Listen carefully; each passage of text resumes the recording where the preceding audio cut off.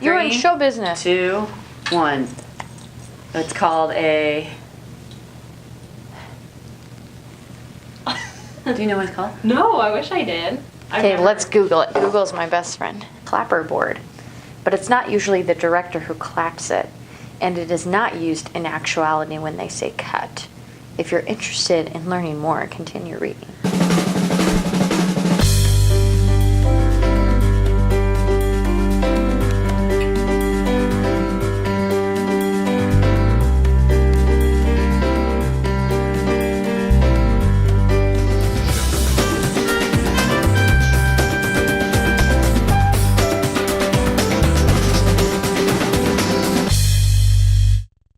Good morning.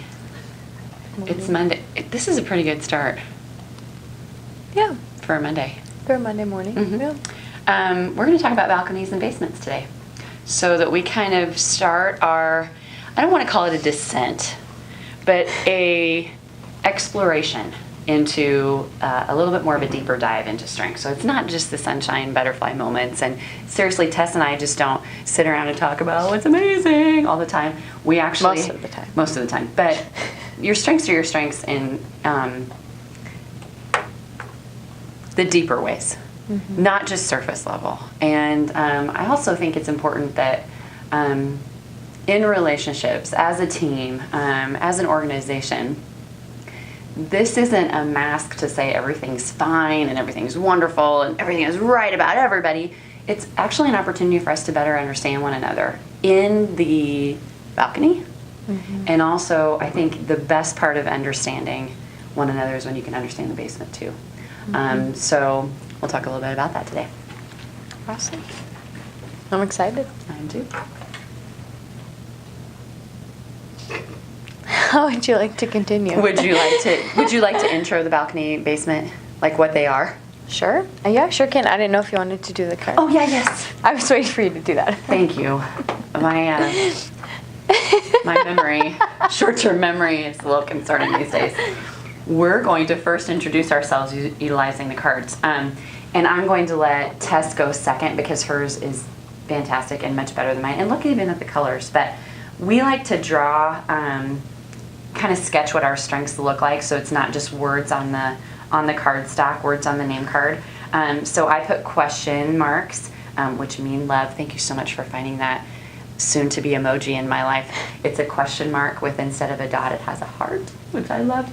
And thanks to Hannah for sharing input as the strengths theme last Wednesday. It made my heart very happy. And the blog piece was fantastic. Absolutely spot on the way my brain works. So input's little question marks. Woo, that's ever-broadening circle for me, and that's how I draw that. Empathy with a heart, strategic with the pathways, the road, and communication as a talking point. Awesome. Well, I lead with context, adaptability, strategic learner, and individualization. And for my context, I like to draw it as a really poor drawing of the world. And really just because it's all about understanding the whole picture, understanding what has come before historically in your area, in the world, kind of in politics, whatever you're taking a look at. I was a cultural anthropology major, so just cultures and historical things are phenomenal, fascinating to me. Secondly, adaptability. I like to draw it as this palm tree on Theme Thursday, which is a Gallup webcast that comes from some learning development consultants at Gallup. They, one of them, Micah Liebrand, that we have worked with and teammates, gave this picture of adaptability as a palm tree. In the best of moments and the worst of moments, like we're talking about today, adaptability can go with the flow. So in a really positive way, it's like a palm tree that has palm trees have really, really strong cores, and they can be in up to 100, 120 mile an hour hurricane winds, and they can bend and they will move and they will adjust based on the wind and the water and the waves that are coming at them, but they won't break. They'll change and they'll adapt and they'll adjust to their surroundings and their circumstances, but they won't break. You never really see a palm tree breaking in half, but they can bend and touch. The leaves can even touch the ground at times. So I like to draw it as that kind of the ability to change with your circumstances. I draw my strategic instead of a road and pathways as a puzzle piece, as patterns, things that work together to really give a holistic picture. And then learner, I draw as a bunch of books because I love to read and love to learn. I learn more than just in books and textbooks. I'm a big podcast listener, so sometimes I'll draw this as, an MP3 player on my phone with headphones every once in a while. I like the book. And yes, it's definitely, I'm a tangible book person, and the books smell, but that's also my context Yes. that very much likes the old smell and the rich history that other people have picked up this book before and learned the same things and read the same words. And then my individualization I draw is just a bunch of stick figures. They're all different colors, kind of different sizes. I have low consistency, so they're not all the same in nature and how they're drawn. They have all different size heads and bodies, and just the ability to see each person for their unique talents and unique character is individualization. I saw that. Did you? Well, one of the things I love is that you describe context globally. I don't think everyone sees context that way. I think sometimes people see context as textbooks. And you're looking at that global perspective, which I think is such a beautiful individualization piece that leads in there. And then the palm tree, that metaphor has really helped me better understand adaptability because adaptability is low for me. It can be frustrating when I see someone have the gift of go with the flow, because sometimes it looks like not planned or you don't need a plan. No, need a plan. And so to see the palm tree and understand, that I wish for. One of the things I think we'll get into with the balcony and basement is you can easily identify where you have strengths envy when you do activities like this, where you can see, oh, I wish I had, oh, I wish I had. And I think maybe part of the basement of my strategic input blend is the lack of adaptability. I want my questions answered and in a movement forward way. And that's not how life works, as we know. But I don't like that. And so that's a basement for that blend. And then, of course, your strategic is different than mine, which I love that we're able to talk about that through these, because I think sometimes there's a lot of labeling that goes into certain strengths. And then the learner, and I'm glad you don't draw a podcast. How would you draw a podcast? Oh, I've drawn it before when we did the draw your happy place or your strengths in the full piece of paper. Yep, I drew Like it that? as... Like no, the old I drew, school iPod shuffle? No. My first iPod, you guys, could weigh my arm down. It was so heavy. I draw It was it like giant. this, but then I draw the earbuds. Just Oh. kind of like laying on the, but this is an iPhone, not an old school. But I do have an old 320 gigabyte iPod Classic because my iPhone can't hold all my songs on it. I'm a music junkie like you are, but in a little different way. So. Awesome. And then I love that you talked about the individualization, each person as an individual, but also individual character. Use the word character. Which, that's part of your values, to identify that and to see people that way. Yeah. But also it's a great blend of all five. Mm-hmm. Fantastic. Okay, let's talk about basement. I'm just kidding. Let's talk about balcony first. It's Monday. So if you haven't heard this terminology before, Gallup uses balconies and basements to describe when strengths are aimed positively or negatively, or when they're used in a productive or a destructive mode. And so strengths in and of themselves, these talent themes is what they're actually called, are neutral. They don't have value placed on them at the onset. So even something like positivity, which is a plus, is neutral in and of itself until it's applied to a situation, until it's applied productively, or it can be applied destructively.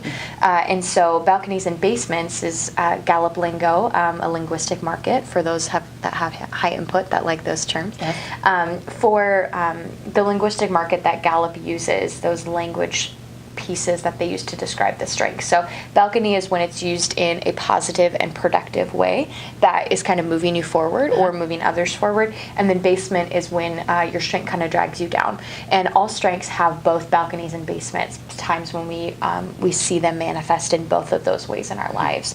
So we're going to walk through an activity and just kind of have real discussion about it. And I think for me, the balcony and basement, the metaphor helps me understand the feeling not necessarily where I use the talent or where the talent's being used, but more in how it feels. So if I get to use my woo to connect to other people, I'm in the balcony. If I know someone doesn't like me, my woo's in the basement.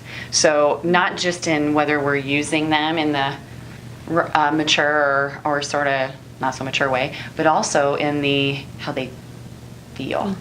And I think sometimes we can, what I see in a lot of trainings is people can identify quicker to the basement of a strength sometimes than they can to a balcony.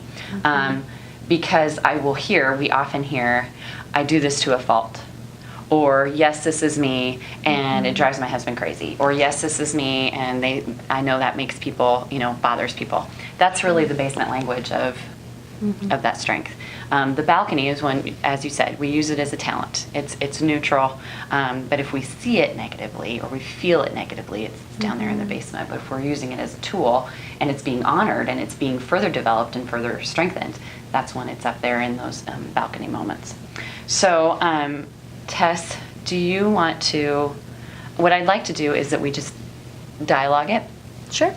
We want you to think about someone that you trust, someone that you can have these conversations with, because I think for us modeling these, we want mentors and mentees to be able to do these same kinds of things. But this would not be something that you meet your mentee and 6 months later you sit down and say, hey, let's talk about this. This is something that really, you've got some relationship development, you've got some trust built. So when you do these activities, as we start to take a deeper dive into strengths, think about who would be a good partner, who would be someone that can give you honest feedback, who would be someone who sees you in the balcony and also sees maybe the moments where you might be sitting in the basement a little bit, so that you can have those conversations. Start to identify that person now, because as we take a deeper dive, we want you to go back, if you can, to that same person to enhance those conversations. Now, you may have 10 people in your life that you feel comfortable doing this with, but I think as we begin that discovery, it'd be good to identify someone that you can have these dialogues with. So do you want to identify 2 first? Sure. Or do you want to just identify 1, and then if you identify the strength, then I'll ask you the questions about it. How about that? Okay. Okay. Yeah, that sounds good. We are we'll dialogue with this out loud, but we're kind of working off this worksheet from the workbook, Your Life as a River. And if you have access to the Strengths drop box with teammates that Allie updates, this is on there as balconies and basements. It's listed. It's just a 2-page PDF, I believe, with kind of the questions that we'll be going through today. So all of this information is here for you to use for your own. And when I do the wrap up, I'll send out a direct link to it, Okay. So that they know which one it is, but it is available in the Strengths Dropbox. Okay. You would like me to identify one? Yep. Which one would you like me to identify? I would like you to choose.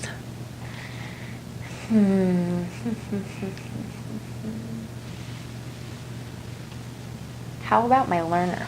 Okay, so I'm going to take notes on Tess, because I'm going to be the listener. I'm going to be taking notes. Now, I'm a note taker, but I also like to be able to look back at it later on when I think about these dialogues and these conversations as a strengths coach. And all of us are strengths coaches. If you are strength spotting and identifying and having dialogue, you are a strengths coach. So I like to take a few notes, and then when I revisit conversations, or if I hear something that Tess says about this particular strength or about a moment, I'm able to go back and see this. So which one did you say? I said learner. Learner. So I'm going to take notes on Tess. Short-term memory. It's turning 40. Short-term memory. That's also why I take notes, because I have short-term memory issues. Okay, so let's talk first about learner in the balcony. When are you able to, when does learner bring out the best in you?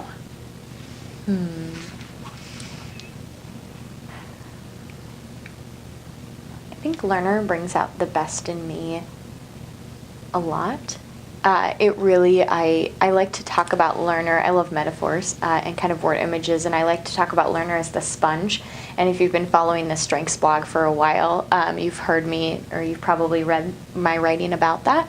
And as someone with high learner, I just intake a lot of information, and I'm just naturally very curious about things.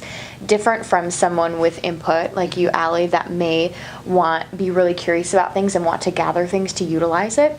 I just want to get to a level of just mastery. I use it in the balcony when I'm able to maybe push it outward towards people and say, oh my gosh, Allie, I listened to this awesome podcast the other day on, whatever it was, on this awesome social science research that just came out that I think you would be fascinated to learn about, and here's what I learned.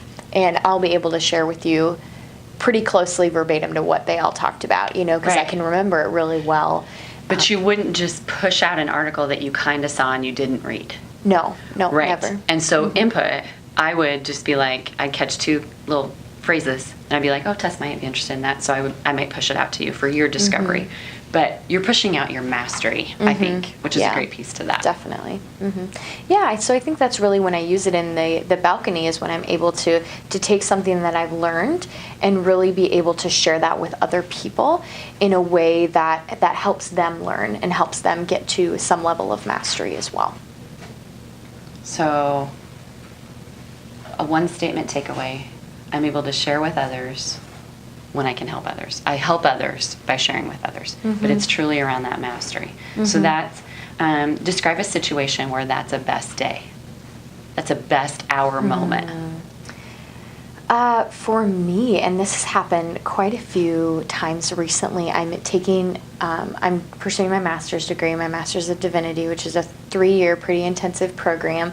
For anyone that's familiar with it, it's a degree in theological and ministerial studies, Master's of Divinity. And so when I'm learning all of this, and it's textbook stuff, it's a lot of reading. It's reading old scholars, like we just read John Chrysostom, who's from the 1500s, who was alive in the 16th century, and he was this old monk who ran away when he was kind of slotted to be ordained for the priesthood, and he was like, I am not worthy of that calling. And so he writes all of these things about what it means to be in the priesthood and be a pastor and a leader, and what it means to have that call in your life. And I was reading about that, and at the same time I'm working a lot with my church in applied ministry, and I was having a conversation with one of the pastors, and I was able to reference him and the theologian that I was studying, and he went on to be this incredible bishop, and wrote all of this work and was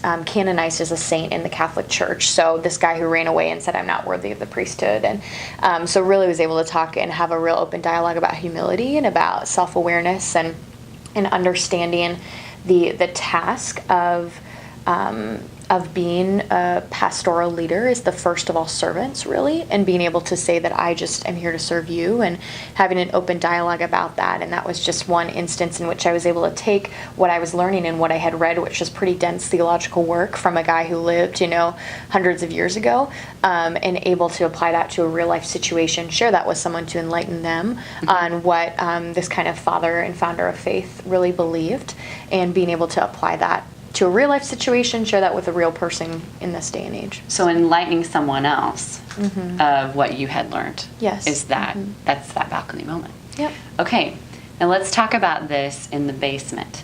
Now, think about the environment or relationships or activities that counter the development of this strength.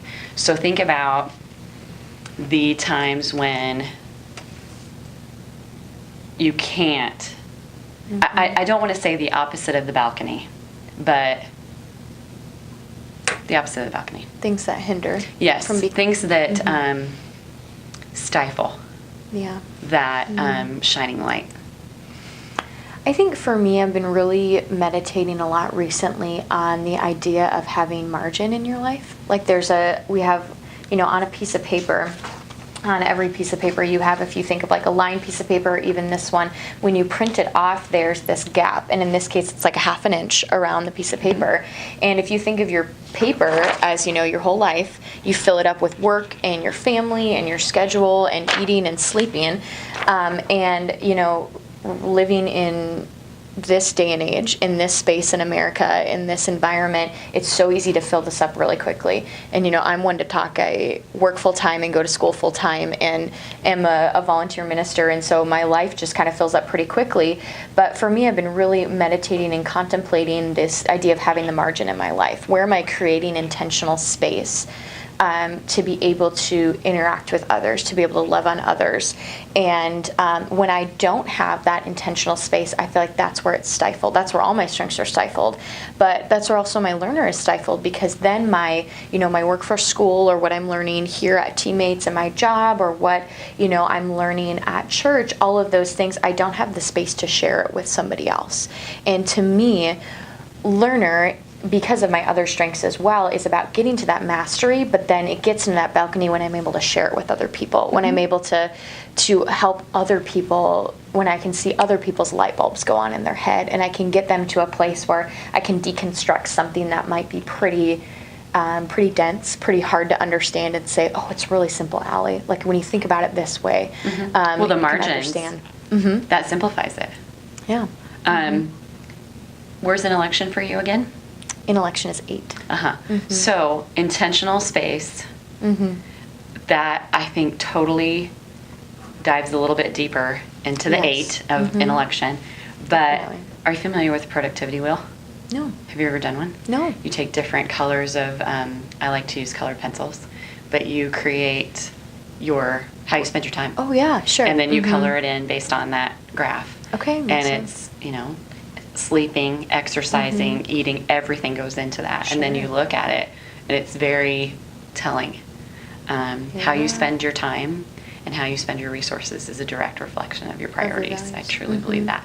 And so when you look at that productivity wheel, you can see that. And then the other thing I've been doing with my mentee that I think you would love is the heart mapping. And I thought of that when you said the margins. So you create a heart, and then you have these little puzzle pieces, which you would also love. And the puzzle pieces are different colors, so they might represent exploring, they might represent family, they might represent work, they might represent friendships, they might represent your bucket list places. And then it looks like a patchwork quilt when you're done, and you draw these little heart map pieces of all that's within.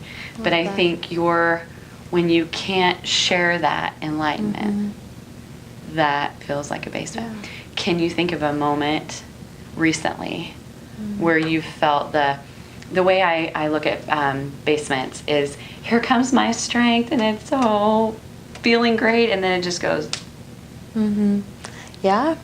And that it hits the wall and then drops into the basement. Yeah, definitely. So about 3 weeks ago, I was kind of in the last drive to finish the class I was in for school for this term, and was doing a lot with some church things going on, and then work was kind of ramping up with the end of the school year, and data being due, and people having all sorts of questions about exiting, and so I had a lot of things going on, and in that process I was also I'm working on moving, and we'll be moving next weekend, so it was apartment hunting, and purchased a new vehicle, so that was a whole process trying to figure out how to do that, and also received news that my best friend from home, her dad is really, really sick, and they admitted him to hospice care, and he's been battling cancer for a long, long time, and so there were all these things, and I just did not have the space to breathe, and as a result, when I don't have that space,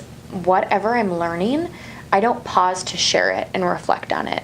And that's when it really gets into the basement. And I remember that week I was reading what was an awesome book, and it was about, it was called The Equipping Pastor, and it was talking about how it took one verse, and I believe it was in 1st or 2nd Timothy, and it was, leaders are meant to equip the saints and do work for ministry. And when you go back into the original, which would have been Greek, I believe, don't quote me on this, there wasn't a comma in there. And so when you look at the text now, people always interpret it as leaders are supposed to equip saints, so equip the body, and then also do ministry. But when you take out that comma, it reads, leaders are supposed to equip the saints to do ministry.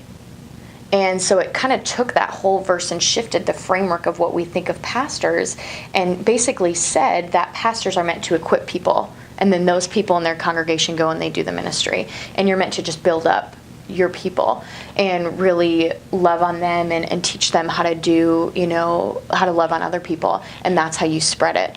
And you spread that love of Jesus. And so it really was through that. I was reading this awesome book, but with all these things going on, I didn't have the time to process it until about a week after I'd finished it.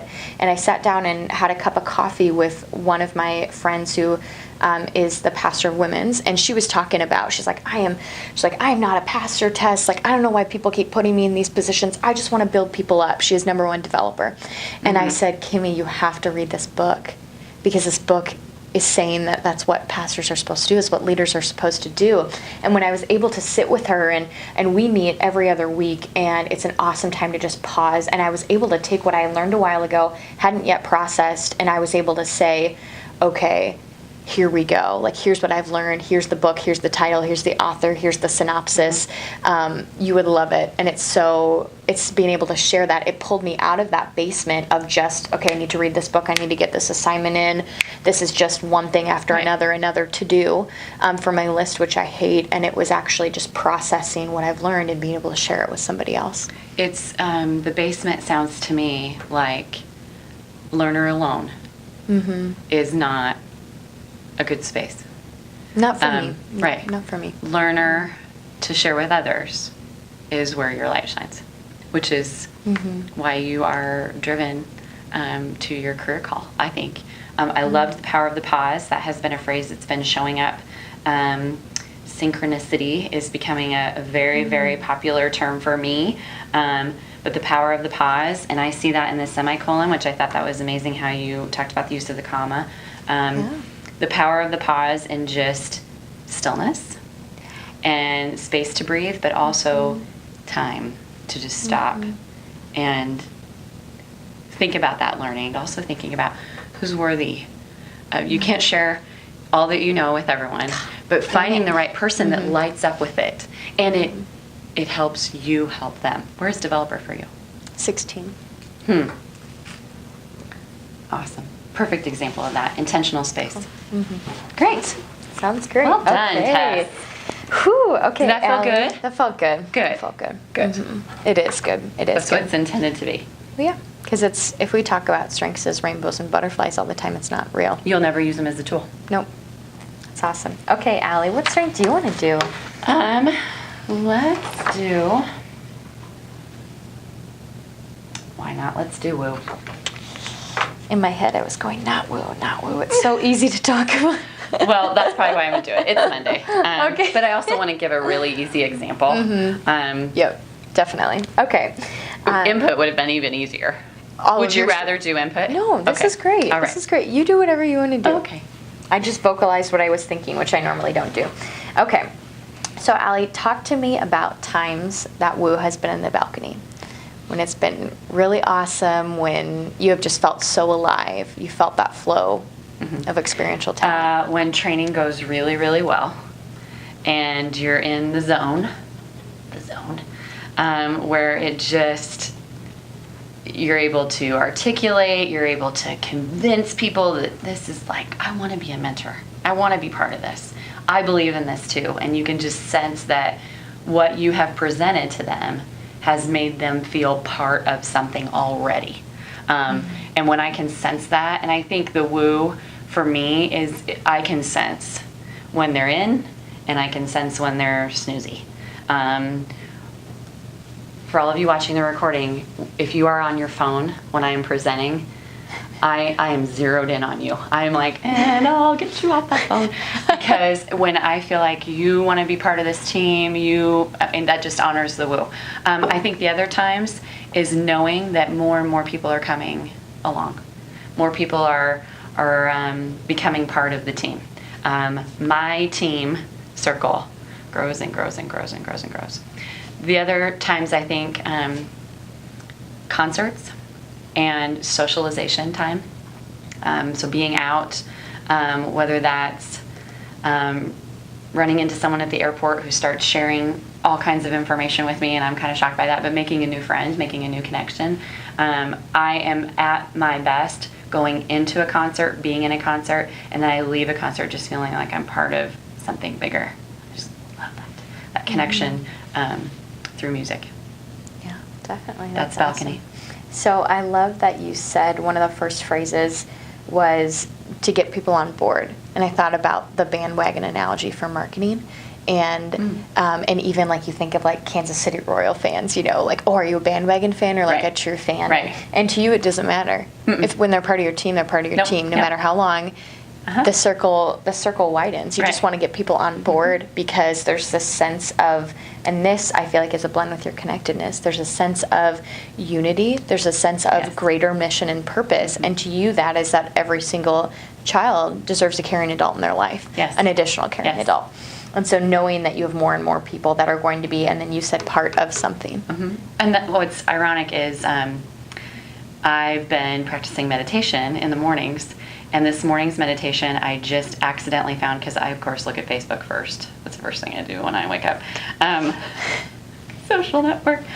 So I saw this piece via On Being, and she was on Sunday, and she did a group meditation. It's about 5 minutes, and what you do is you wish for a blessing on yourself, and it's about being content, being happy, being safe, and then living a life at ease.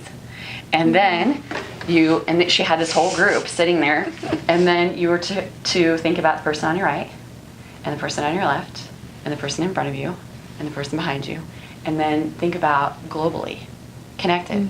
So the last piece of the meditation was like, think about all the people that are connected all over the world and have this blessing for them. And I was like, wow. I mean, that just so resonated with me, but I would never have tied it into woo, which just accidentally happened there. There you go. Accidentally Synchronicity. happened. How about times that you've used woo in the basement?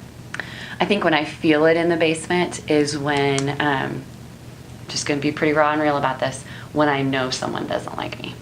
When I know someone bags on me, when I know someone is talking behind my back, when someone is, no matter what I do, they don't like me, they don't like my work, they don't like who I am.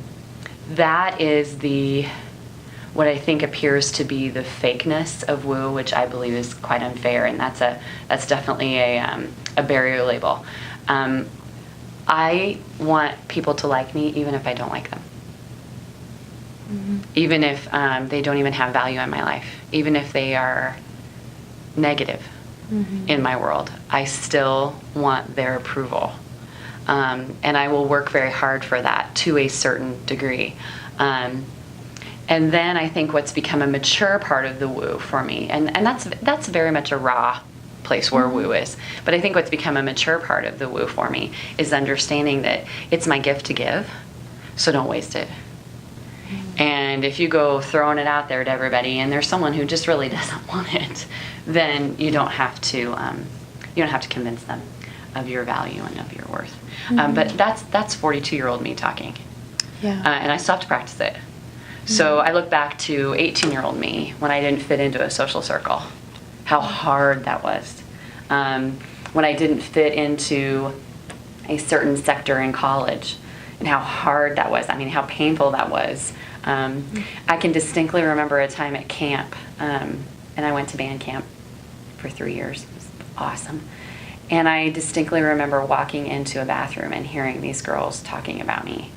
And I almost had to go home. It was so, like, oh my gosh, they don't like me, and they're appearing to like me, and they don't, and there's nothing I can do to convince them because they were saying all these things. And it was really tough. And I think back to those moments and how younger me did not realize that this was a gift to give. Younger me probably saw it as almost a burden to carry. that wanting to be valued and wanting to be liked. And I think it has a lot to do with where you are with your self-worth, where you are with your self-awareness. So as hard as learning about Woo was for me initially, it's truly been one of the greatest gifts because it's helped me be more self-aware. That's great. That's great. When you're in those moments of interacting with people you know don't like you and you can't convince them otherwise, what helps pull you out of the basement? Is there a situation, a person, a resource? Is there something that gets you out of that? I think probably the realization that it's a gift to give. And there's a great little phrase, you can be the juiciest peach, but not everybody likes peaches. That's really kind of helped me understand that. And I'm like, really? Because doesn't everybody like peaches? Seriously. But also that I think that when I finally came to terms with, I want people to like me even if I don't like them, that understanding, that can help me get out of that basement. That I can just step back and go, okay, this is one of those moments. This is one of those times. And then also, there are a lot of people in my life who love the jazz hand woo me, and making sure that I surround myself with them. You know, that you are a reflection of the 5 people you spend the most time with. Choose wisely. That's great. That's great. Thanks for sharing. Thanks for sharing. That was good. Now, I feel like I just discovered a whole bunch of things. Me too. Just in that,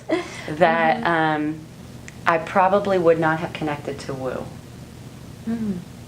Sure. And I felt like you were talking a whole bunch about the best of your learner, but then also there was a developer in there, there was an election in there, there were like pieces, which I think this activity can bring out strengths beyond these. But then also, you talked about a complementary partnership when you were talking about the developer.